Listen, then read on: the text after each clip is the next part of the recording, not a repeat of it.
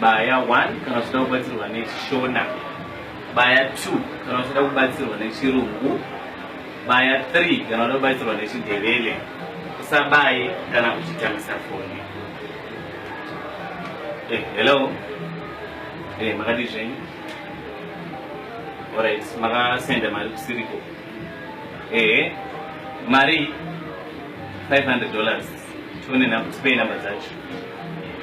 Ndo namba dzamakasenda. Pare munhu wamakasendera uyu ndiani? Aiwa, ndikubvunza kuti ndiani. Zvinei nechekuita nesu nekuti munatifonera. Tinoda kukubatsirai. Wanonzi Priska. Mukadzi wenyu. Asi mukadzi wenyu. Saka muri kuita chihure ke?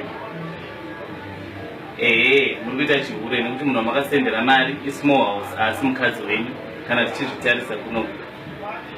Saka chinzwai mari yatu mari iyoyo imbomirai mirai mari iyoyo takuidhaivheta toisa muwaleti yemukadzi wenyu nekuti namba dzake futi kuno kuti nadzo takuisa muwaleti yemukadzi wenyu. Zviri nani kuti idyiwe nevana venyu pane kuti idyiwe nemumwe munhu wamusingazivi. Handi magara masendera munhu wamusingazivi. Mamuda kuti tiende musmall house ka? Takuibvisa muwaleti yesmall house takuisa mumukadzi atikurudzire chihure kunoko. Zvine tinotarisa futi izvozvo ndakutoisenda pare zvino.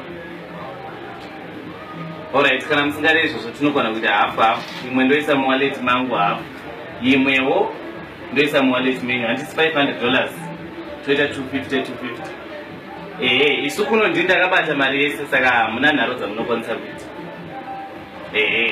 Saka sarudzai ndoisa muwaleti yemukadzi wenyu ndobva ndamuudza kuti mari yange yasenderwa small house kana kuti toita hafu mari todya tese. Alright, ndimochisarudza nditi.